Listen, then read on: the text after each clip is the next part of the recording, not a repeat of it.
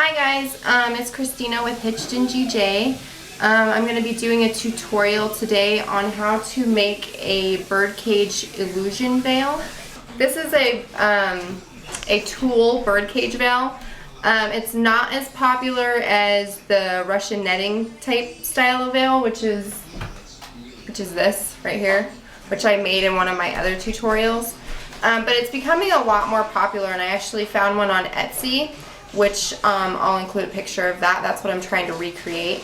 So here are the materials we're going to need today for our illusion birdcage veil. Needle and thread. I would say either white thread or the invisible thread is fine. A strip of tulle, and this is going to be used to attach your veil to your comb. So this is about 28 inches, and that's just the regular bridal tulle. We're also going to be using a square of tulle. This measures 25 inches by 18 or 19 inches. What I like to do is I just attach it in the back if I want it to be up higher, or I attach it in the front if I want it to cover my whole face. You'll also need a metal comb. I like to use, or you can use a plastic comb, whatever you want to do, because it's not going to show in the picture anyways. I just like to use the metal ones. A measuring tape, obviously, to measure your materials out, your tulle out. I like to use a thimble because I had a lot of bloodshed before I started using one of these when I was attaching the comb to the veiling materials. So thimble is your friend. And scissors.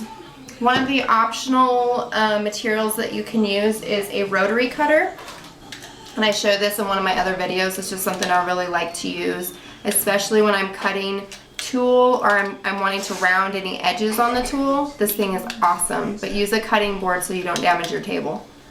Okay, so step one is to cut out your tulle, obviously. So we want it to be, like I said, 25 inches wide and 19 inches deep, I guess you could say. So your next step after you've cut out a square is you want to measure 5 inches down from the top of your tulle. So about right here, I'd say 5 or 6 inches probably. And you want to actually just cut from here and make a straight line over like so. So what I do to make it even is I just fold it in half and just make my cut with it folded in half. But you know, I use my rotary cutter, so that helps too, but I'll just use scissors so I can show you guys.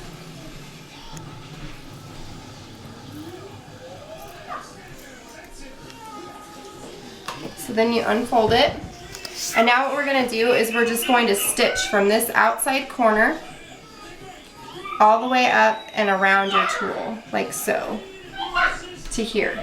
So this bottom flat edge is the only edge that you're not going to stitch. And action! Okay, so like I said, we're going to stitch from this outside corner, so I just thread, and like, I'm not a seamstress, obviously, so I just make like a big gnarly knot on the end of my threads so that it will stay. I don't have any experience, so I'm just showing you guys what I do, and you can use what you want and not use what's not good. So okay, so we're gonna make our start at this outside edge, and I just go in and out with it, and you'll just gather the tulle as you go.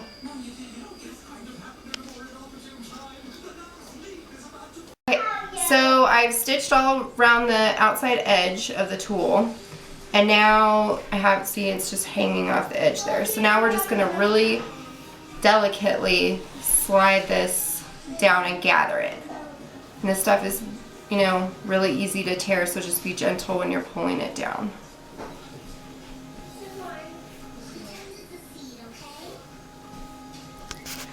So now once you've got your tulle all gathered with your thread, you're going to want to make sure that it's the same width as your comb.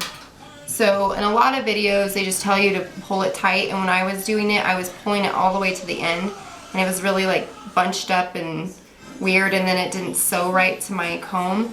So you want to just tie off your thread, and you can go back and forth a few times in here with your needle. Just tie off your thread at the end here, and just make sure that it's the same width as your comb. So that's how I kind of measure it. And I just tie a little knot at the end there. But I leave my thread on the end so that I can actually use the same thread to attach my comb to my veil. So it's just one less step that I have to do. So our next step in making our illusion birdcage veil is to prep the comb. A lot of these steps are very similar to just the birdcage veil, so it's just going to be the same as the other video that I made. But those of you who haven't seen that video, so what you do is you lay the tool across the top of the comb, leaving a little tail sticking out. Okay, so once you've laid the tool across the top with your little thing sticking out the edge there, you just grab it and wrap it around the edge like that. And then you'll just take the tool and you want to wind it in between each tooth of your comb 2 to 3 times, depending on how thick your strip of tulle is. So you just wind it like so.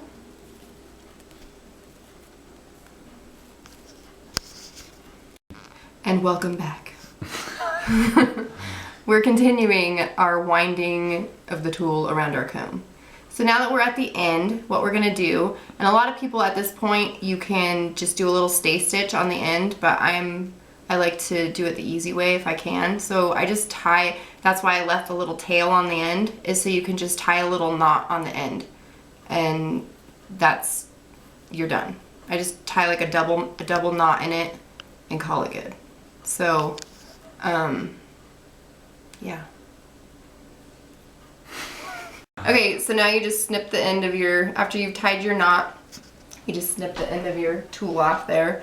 And now we're gonna just attach this to the veil. So the way I like to do it, because of the way that you wear your veil, I always put the comb in backwards like this. So when I attach it, I put it in backwards. So the fluffy part, you know, the part that goes over your face, I have this rounded part on the inside, like so. So now I've left my thread hanging on the end of the veil here. And I have done so that I can use the same thread to attach it to the comb. You just sort of make a stitch in from the bottom.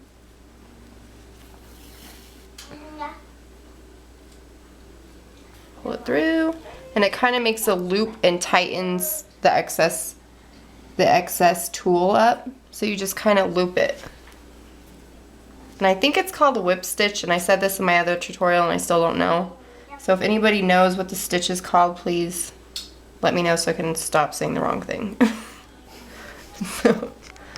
Okay, so we've attached our veiling material to our comb now. You can see my messy stitches. And so actually that will be your final step if this is how you want your veil.